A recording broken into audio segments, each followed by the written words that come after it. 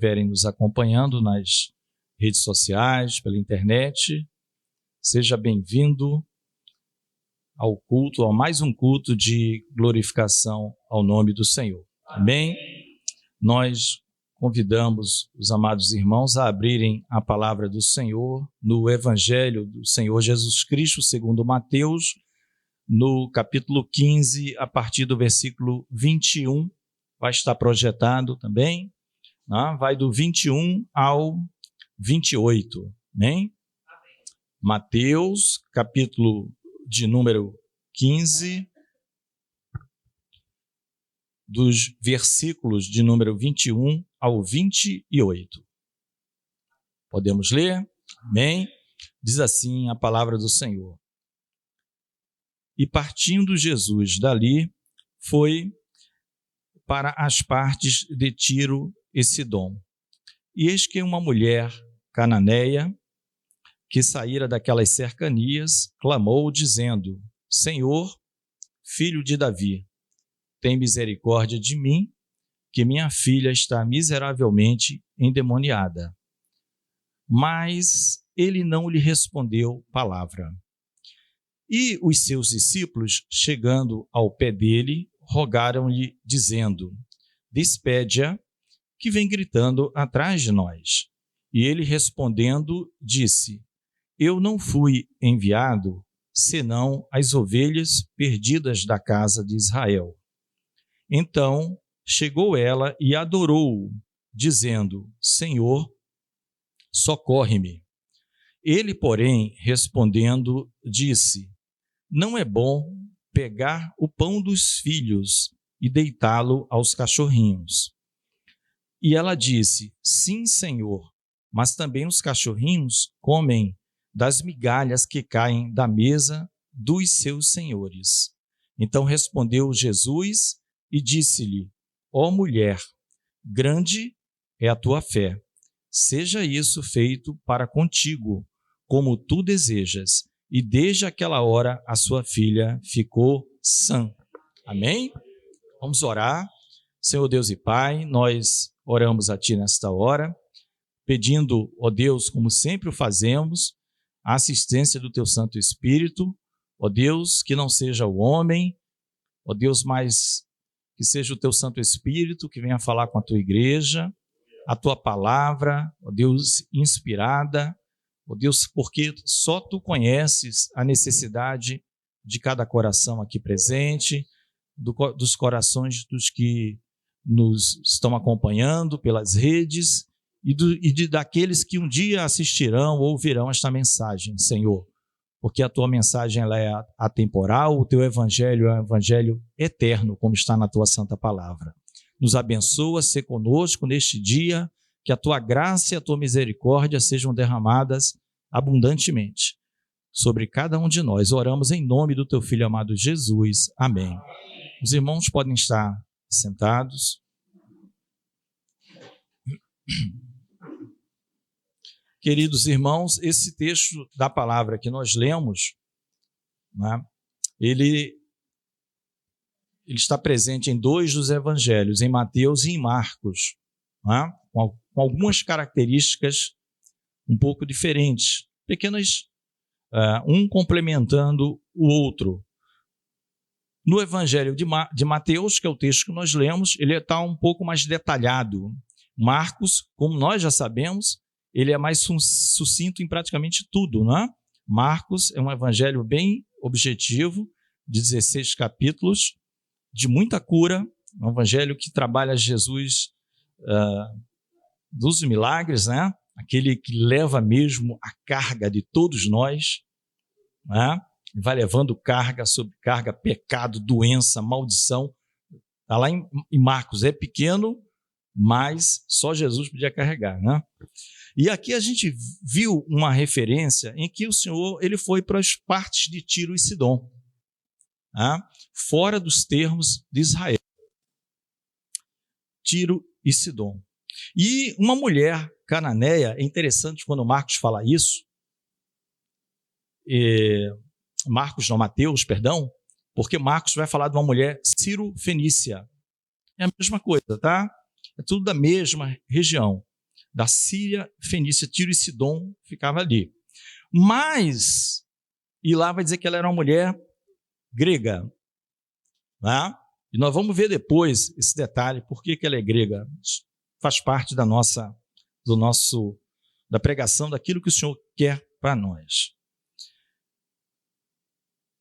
Canaã vem na nossa mente quando Israel sai do Egito como povo que desagradara em extremo a Deus nas suas maldades naquela terra e diz, olha, eu vou tirar vocês daí e vou colocar um outro povo aí. E que vai entrar lá é a nação de Israel. O Senhor coloca Israel quando sai do Egito, expulsa aquelas nações, melhor dizendo, né, de toda a terra do Canaã, todo aquele trecho, e ali existiam vários povos, não é? E, por exemplo, os ferezeus, girgazeus, jebuseus, tudo termina assim com esses eus da vida, né? Então, vários, tem uns 6 ou 7 desse, tudo ali da terra de Canaã. Então você podia chamar como cananita, como cananeia, e aqui entra já um detalhe, porque é uma mulher que fica claro para nós, né, depois do evangelho escrito, e para toda a posteridade, que o Senhor que está tratando com alguém que no passado foi desterrado exatamente pelo inúmero, o copo encheu. O copo encheu. O Senhor vai falar para Abraão, olha, é porque ainda não chegou a medida dos amorreus. Assim, é um copo, daí Deus está enchendo. Quando ele chegou, ele tira esse povo lá. Então, a mulher cananeia. Então, aparentemente, não tinha direito a nada. E quando Marcos vai falar que ela é grega, fica claro também para nós e para todos os leitores, se vocês forem observar em todo o Novo Testamento, tudo que não era judeu, eles chamavam de grego. Tá? Grego era um nome genérico também, porque qual o império que antecedeu o romano? O grego, tá? O Império Grego Macedônio. Então, tudo isso aqui tem tudo a chamada influência grega ou helenística, tá? Então, as pessoas chamadas gregas, de uma maneira geral, eram os pagãos. Pouco importava se ele tinha nascido na Grécia ou não.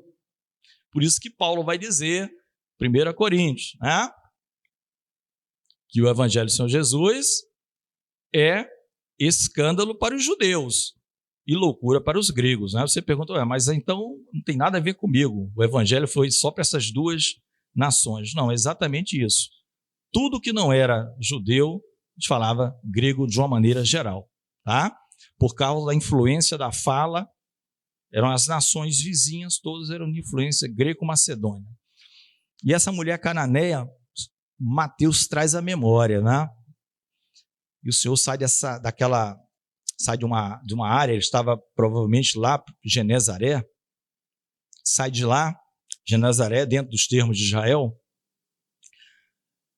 e vai para Tiro e Sidom, a região de fora. E essa mulher começa então a clamar, Senhor, filho de Davi, tem misericórdia de mim, que minha filha está miseravelmente endemoniada. Em Marcos vai falar que o Senhor, ele queria ficar só, dar uma parada, um repouso, e entrou na casa dessa mulher. Né?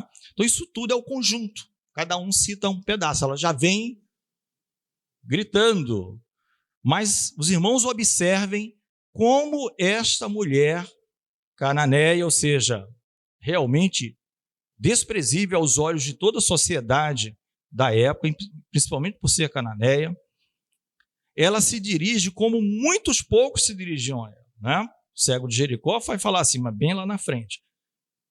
Chama ele de Senhor, chama ele de filho de Davi, que é um chamado profético,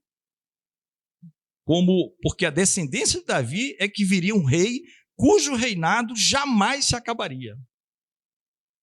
Né? Então a gente está vendo que essa mulher o Senhor Jesus está deixando tudo acontecer. Será que ele já sabia o que ia acontecer? Lógico que sim, né? Está todo mundo em volta ali, levando uma aula de uma mulher cananeia, chamando ele de filho de Davi, do Messias, na verdade era isso, o rei cujo reinado jamais acabará. E nós já fazemos parte desse reinado. Glória a Deus, não é? Glória a Deus. E algo que vai nos chamar a atenção nesse texto é que quem estava endemoniada, quem estava precisando de uma libertação, era ela ou a filha dela? Era a filha dela. Mas ela fala: tem misericórdia de mim. De mim. Nós vemos uma mulher cananeia, uma mulher ou grega, como você quiser, uma pagã, reconhecendo o Senhor Jesus como filho de Davi, e nós já vimos que ela se dirige a Jesus como então Senhor, ela ama o Senhor, e nós lemos aqui que ela o adorou na forma de uma petição, porque isso é uma adoração, é quando você reconhece que só quem pode resolver o teu problema é Jesus. Isso é uma adoração, irmãos. Você não fica buscando caminhos alternativos. A solução está em Cristo. A solução está em Jesus. A solução está em Jesus. Isso é uma adoração. O Senhor se agrada quando nós nos reunimos em oração às quintas-feiras e nos outros dias nas suas casas e nos dirigimos a Ele, confessando a nossa limitação e pedindo a Ele o socorro. Isto é uma adoração. Não é? E ela, ao mesmo tempo, mostra amor ao próximo. Amar a Deus sobre todas as coisas e ao próximo como a si mesmo. O sofrimento da filha era o sofrimento dela. Tem misericórdia de mim. Ela vai dizer em algum momento: socorre-me. Socorre a mim. Não é? Amamos a Deus e amamos ao próximo, como a nós mesmos. Não é? A oração que mais vai chegar no trono de Deus é aquela que você ora não mecanicamente, mas buscando ao máximo assimilar, entender o sentimento daquele que está sofrendo. Não é? Essa é a oração. Não é citar, pegar uma lista. É a oração em que você divide com Deus. Aquele que está sofrendo, você só poderia ser eu. É uma imagem e semelhança de Deus também. Está corrompido? Está corrompido. Mas Tiago diz que é a imagem e semelhança. Por isso, Tiago vai dizer: não amaldiçoes ninguém. Isso já passou. Que é a imagem e semelhança de Deus. Mas, amados, a gente vai ver aqui, o principal que nós vamos falar hoje, a gente já vai correndo, né? Correndo não, mas adiantando, é sobre a fé, que nós não podemos desistir, amados. É sobre a fé. É sobre a fé. Nós temos que lutar com Deus. E nós vamos falar até o final da última pregação que o pastor Cleiton trouxe, um exemplo, Jacó. Nós vamos falar ainda, não é agora, e nós vamos falar do pastor Carlos trouxe na última, confabulando com Elias. Como tem a ver com tudo isso aqui, como a fé vai ser cada vez mais necessária nas nossas vidas para o ano que entra, principalmente, para o fim desse ano, para o ano que entra. Porque graça e fé andam juntas, não existe separação nisso aí. Não? Como a gente sempre fala, sem fé não tem graça. Não tem graça, irmãos. Não, eu sou filho da graça de Deus me alcançou, mas você não crê? Não, então não existe. Tá? Então, andam juntas. Mas aí, amados, vem, depois de uma súplica dessa maravilhosa, ela sabia que ela não era dos filhos de Israel. O que é que ela vai ouvir do Senhor Jesus? Nada. Silêncio. Silêncio mais alto que ela já ouviu na vida. Mas ele não lhe respondeu palavra, ou seja, ele ouviu. Ele ouviu. O mestre ouviu a súplica dessa mulher, mas ele sequer disse não. Ele ficou em silêncio. Nada foi falado. A mulher tinha duas opções: continuar com fé buscando ao Senhor, sabendo que quem precisa da bênção é ela e não Jesus, ele é o abençoador, a gente tem que chegar assim ao Senhor Jesus. Vocês lembram dos homens do passado? Senhor, só mais esta vez, não me fulmine. Quem precisa da bênção somos nós humanos, não é Deus. Deus não precisa da bênção. Deus está contando conosco, dando a honraria de sermos participantes do corpo dele. Ele não precisa de nós. Silêncio. Nada foi falado. Ela poderia desistir e ir embora. Mas para complicar a situação da mulher, os discípulos do Senhor Jesus, aí inclui apóstolos, toda a turma que está com ele, chegaram ao pé dele e rogaram-lhe, que nós já vimos que rogar é uma súplica muito enfática, é muito forte, é muito mais do que um mero pedido, um por favor, é quase que uma ordem. Só não seria uma ordem porque não faz sentido nenhum discípulo estar dando ordem para o Senhor Jesus. Mas rogaram-lhe dizendo, despede-a que vem gritando atrás de nós. Isso eles perceberam, eles só tomaram essa, vamos dizer, ousadia ou essa determinação por causa do silêncio de Jesus. Como o Senhor Jesus não respondeu, eles, do tipo, vou ajudar o mestre. Quase sempre está atrapalhando. Está tudo na faculdade o Senhor Jesus aqui, estava tudo aprendendo para se tornar apóstolos do Senhor, né? Discípulos amados. Despede porque ela vem gritando atrás de nós. E ele respondendo disse, é muito provável que a mulher tenha ouvido isso, porque ele respondeu para os discípulos, eu não fui enviado senão as ovelhas perdidas da casa de Israel. É como se o Senhor Jesus estivesse dizendo uma explicação para eles. Eu não respondi porque eu fui enviado para vocês, tá? Para as ovelhas perdidas da casa de Israel. Ainda estou em missão, ainda não acabou e vocês ainda não entenderam tudo que tem que acontecer. Eu não fui enviado, mas é muito provável que essa mulher que vinha atrás tenha ouvido isso.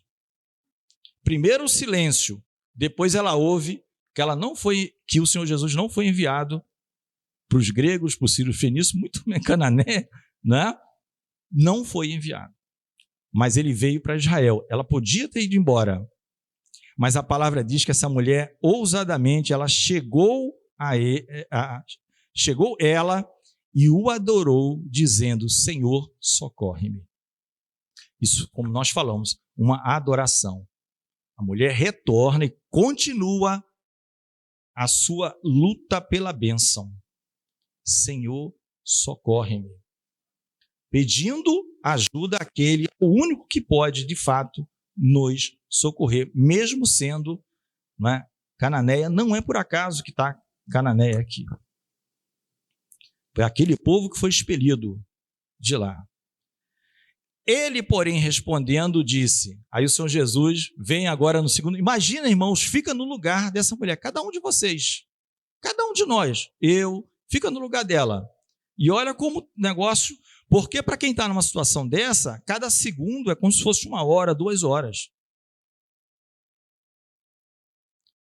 Porque a filha dela não estava endemoniada. A Bíblia faz questão de colocar um superlativo aqui, é miseravelmente. Eu não sei como é isso. O que é miseravelmente endemoniada? Porque só se colocar endemoniada já é gravíssimo. Miseravelmente endemoniada deve ser algo indescritível. Não dá para descrever o que é que estava acontecendo. Era o estado da filha. E ela vai e adora ao Senhor pedindo socorro para ela, para a mulher. Socorre-me. E o Senhor sabe muito bem que o amor dela é extensível a um outro semelhante, a filha dela. E ela está adorando o Senhor e está adorando ao próximo. E a aula está ali. E está registrada para nós. Ele, porém, respondendo, né? Depois que ela fez isso, não é bom pegar o pão dos filhos, porque ela ouviu, nós entendemos, que ele foi enviado às ovelhas perdidas da casa de Israel, não é bom pegar o pão dos filhos, o alimento dos filhos, que era a nação de Israel, e deitá-los aos cachorrinhos, ou dá-los aos cachorrinhos. Olha a forma comparativa que o Senhor utilizou. ela também agora tinha mais uma opção. Ir embora, que eu acho que é o que quase todos nós aqui faríamos, se não 100%, ou continuar a luta pela bênção.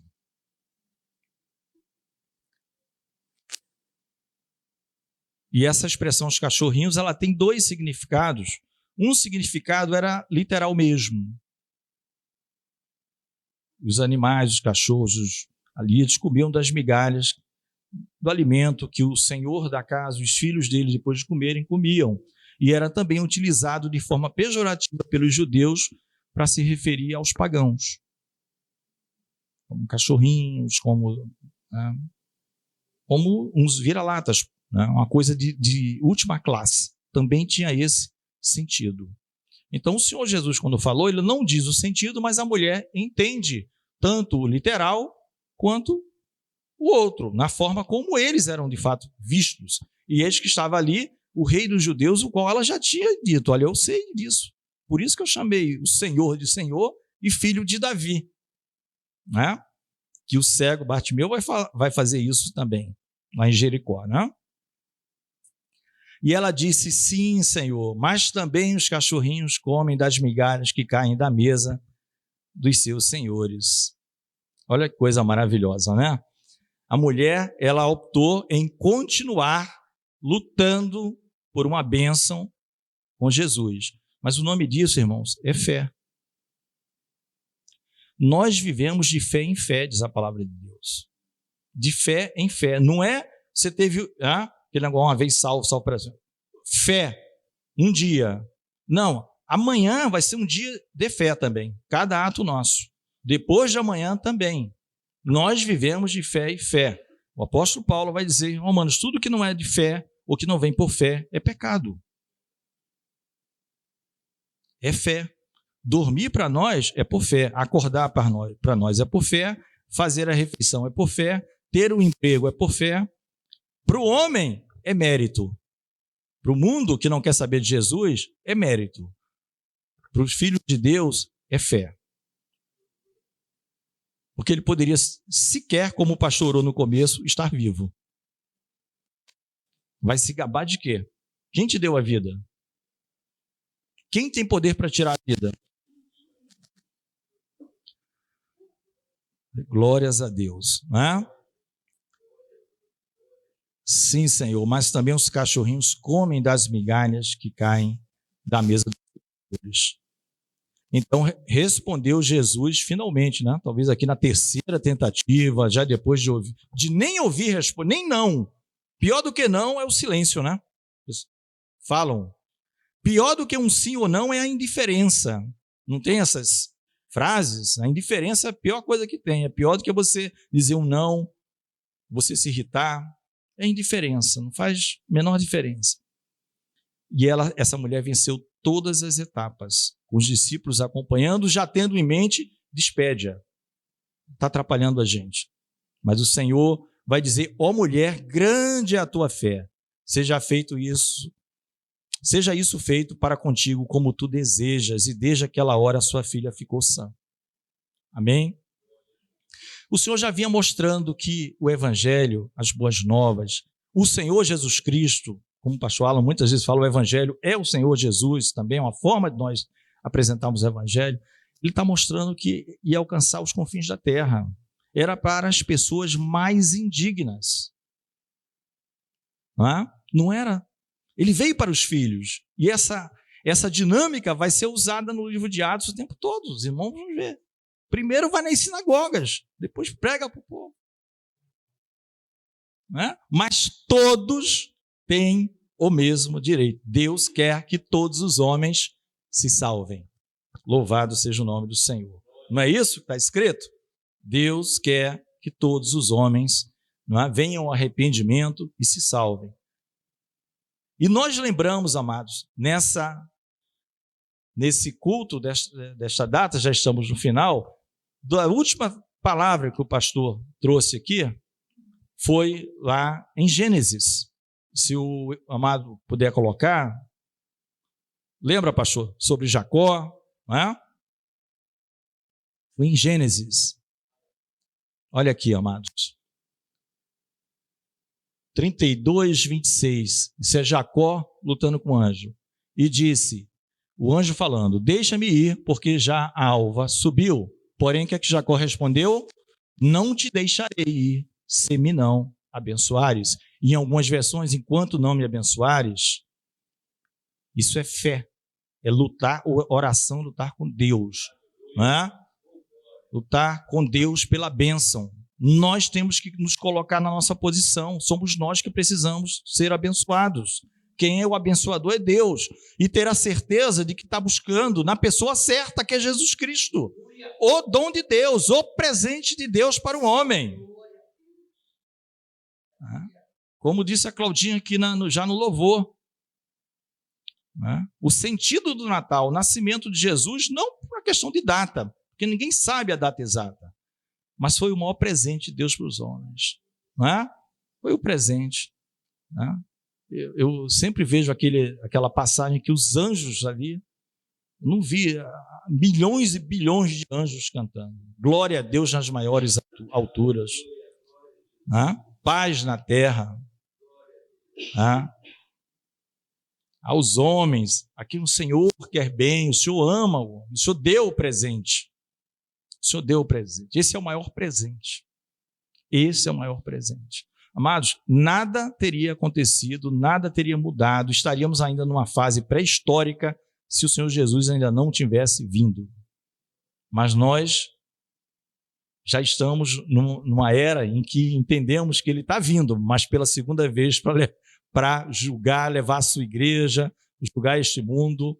Ele já veio, Ele já morreu, o presente nos foi dado. Então aqui, neste texto, foi o último que o pastor Cleiton pregou, a gente viu um exemplo de fé de um homem que antes de ir lá para Padã Arã, é o nome da terra que ele foi, ele barganha com Deus, se o Senhor me abençoar, eu vou dar o dízimo de tudo, e não sei o quê, tal, e foram 20 anos sendo enganado, sofrimentos, né? Saiu com bens, saiu com muitos bens, foi um negócio sofrido.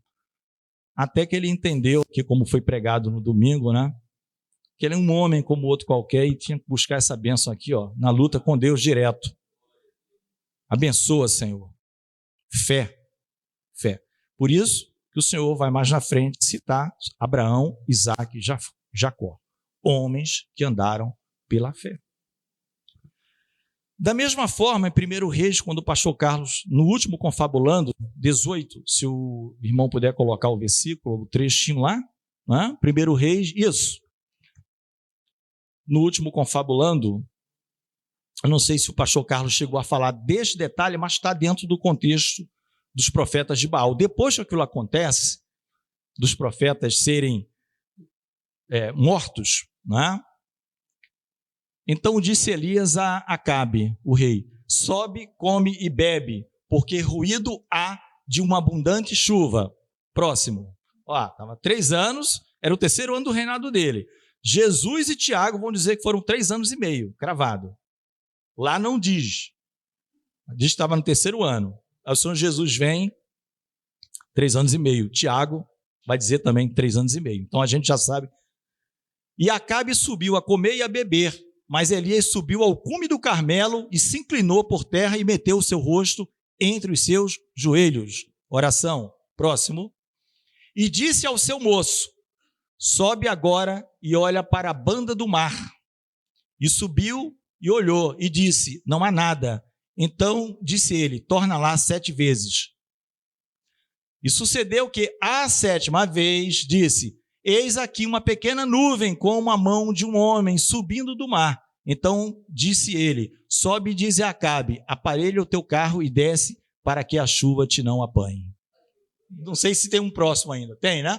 Sucedeu que, entretanto, os céus se enegreceram com as nuvens e vento, e veio uma grande chuva e Acabe subiu ao carro e foi para Jezreel. Amém, amados?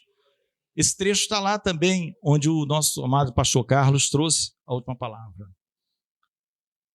O homem de Deus, em que tinha a certeza que ele estava na posição, porque ele tinha apresentado o holocausto, e Deus recebeu o holocausto dele e o sacrifício dos outros não, mas o dele foi recebido, não é? E a palavra, o Carlos brincou comigo na época, na hora do sacrifício da tarde, né, Reginaldo? Porque eu gosto muito desse tipo de... porque é o sacrifício do Senhor Jesus, não é? A hora do sacrifício da tarde, e agora estava sem chover.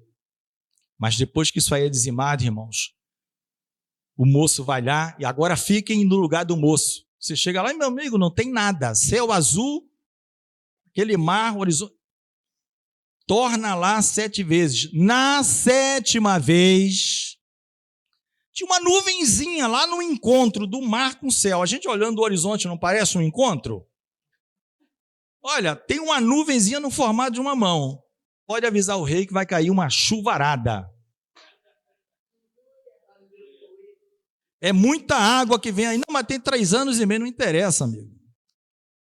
Estou de joelho aqui, com o rosto no pau. É fé, irmãos. Se a gente abrir mão da fé, cujo autor e consumador é Jesus Cristo, a gente não avança. É só com fé. É crendo no impossível. É no invisível, como está lá em Hebreus 11, né? A certeza das coisas que se não veem. Nós não vemos, mas nós temos a mais absoluta certeza. E é por isso que o homem passa uma vida inteira andando na fé. E o justo viverá pela fé. Amém? Essa mulher não desistiu. Olha, para terminar, esse texto é o único texto dos evangelhos em que Jesus fala diretamente para uma pessoa dizendo assim: grande é a tua fé. É o único texto. Foi para uma pagã. Vamos colocar, Diego, aquele texto lá que está em Mateus também, do centurião de Cafarnaum, você tem aí? Ou já está aí? Já, olha lá. Em 8:10 do próprio Mateus, olha o que diz. E maravilhou-se Jesus ouvindo isso. Isso é o centurião de Cafarnaum. E disse aos que o seguiam: em verdade vos digo que nem mesmo em Israel encontrei tanta fé. A quem que o Senhor se dirigiu? Aos que o seguiam. E aqui, a quem que o Senhor se dirige? A própria mulher. É o único lugar que está isso. Não tem lugar que vai falar assim, o Senhor falando direto. Amém, irmãos? A fé, o centurião de Cafarnaum tinha muita fé.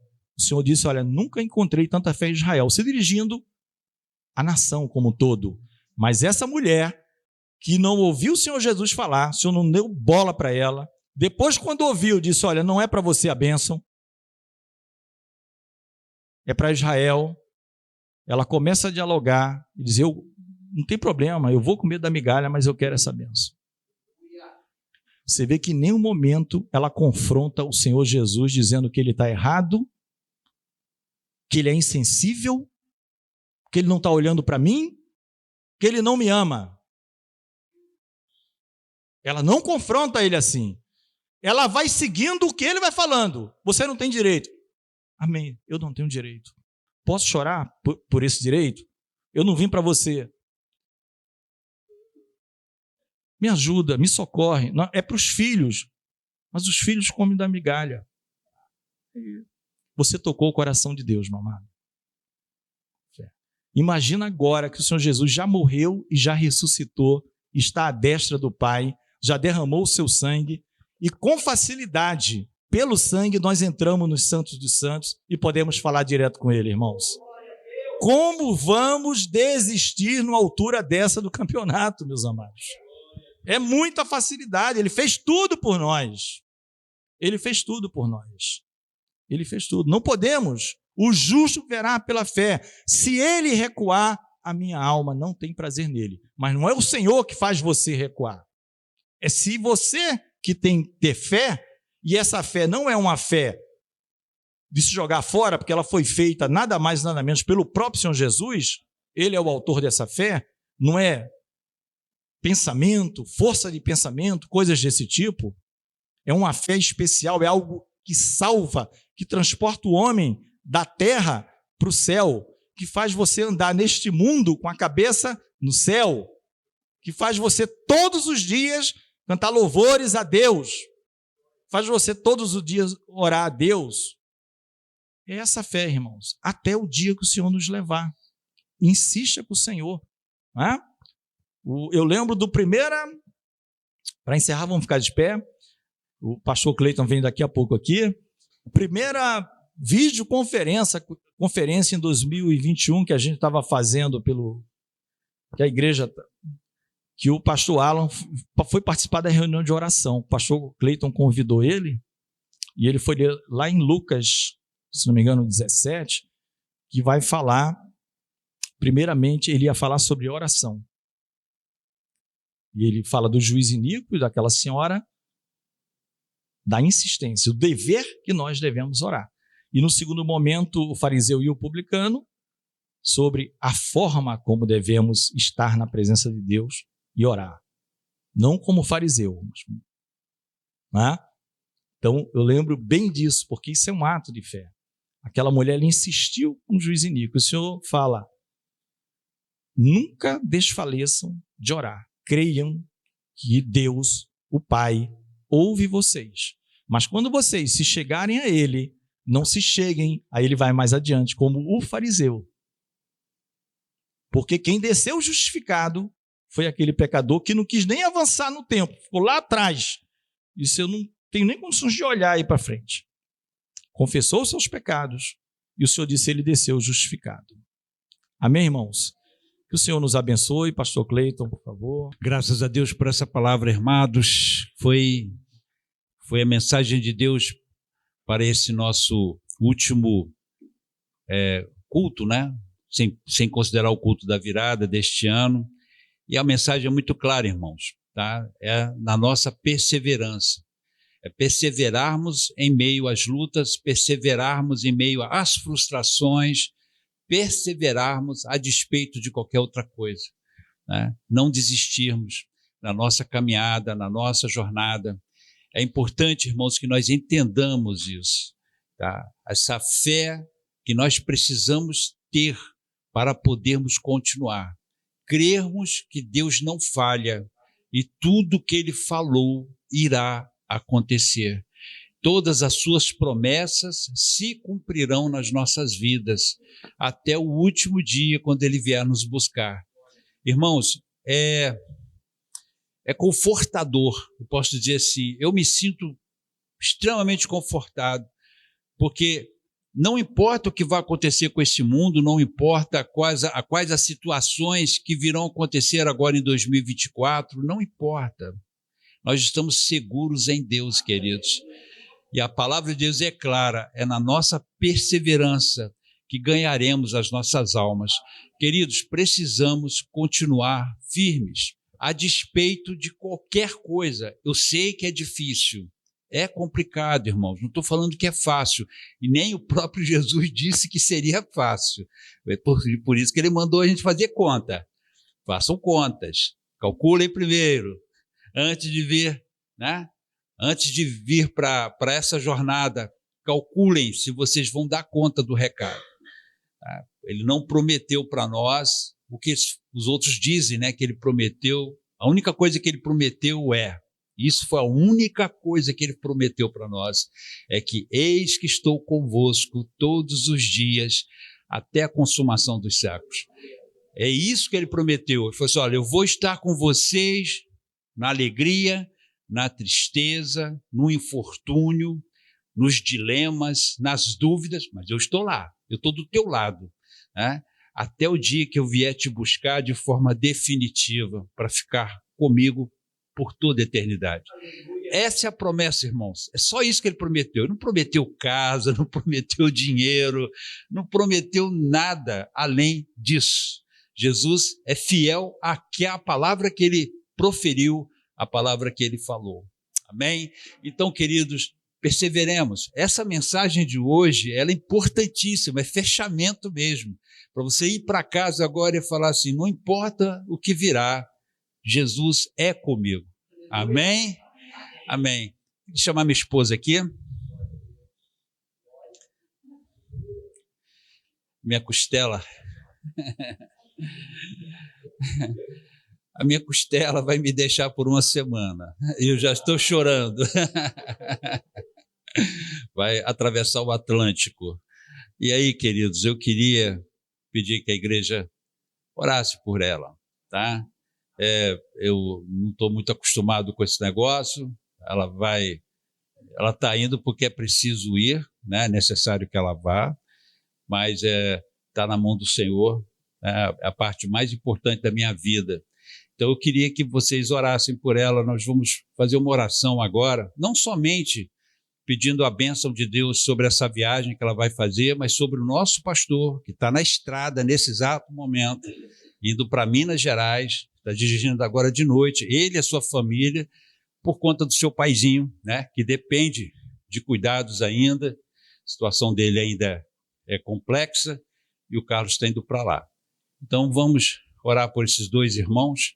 Então vou pedir para a igreja estender suas mãos aqui na direção da minha querida, e vamos orar por ela agora.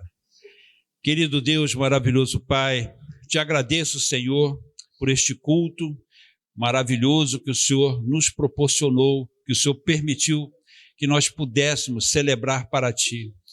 E agora, meu Deus querido, estamos aqui rogando pela Isabel, Senhor, que vai viajar neste domingo, e sabemos, ó Deus, que o Senhor tem um propósito para todas as coisas na nossa vida. Nada é feito por acaso, nada acontece fortuitamente, mas tudo é muito bem determinado por Ti. E neste momento, ó Deus, pedimos a Ti que o Senhor unja a minha esposa, que o Senhor coloque as suas mãos sobre ela, que o Senhor a proteja nesta viagem, não somente a ela, como também ao meu filho que irá junto.